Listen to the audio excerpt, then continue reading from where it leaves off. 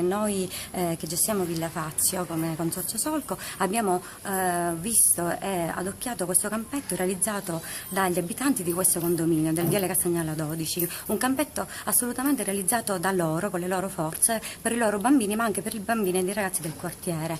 Noi l'abbiamo voluti coinvolgere nelle nostre iniziative, nel nostro trofeo Librino per la Pace e abbiamo trovato una disponibilità immensa da parte dei piccoli ma soprattutto dei grandi, dei genitori che ci hanno messo a disposizione il campetto per realizzare le prime due partite. L'abbiamo coinvolto, alla fine abbiamo fatto anche una grande festa e loro ci hanno dato una disponibilità anche per il futuro. Ho detto, quando vogliamo noi e anche le altre realtà del quartiere che vogliono far vivere in modo positivo Librino, siamo tutti là a condividere questo obiettivo insieme. La cosa poi bella è che sono proprio gli abitanti di queste palazzine che hanno deciso di mettersi al servizio di tutto il quartiere. Sì, assolutamente, l'hanno fatto a titolo gratuito, non hanno chiesto nulla. Noi alla fine come simbolo abbiamo voluto regalare un pallone di calcio per far giocare i loro bambini, ma l'hanno fatto a titolo totalmente gratuito.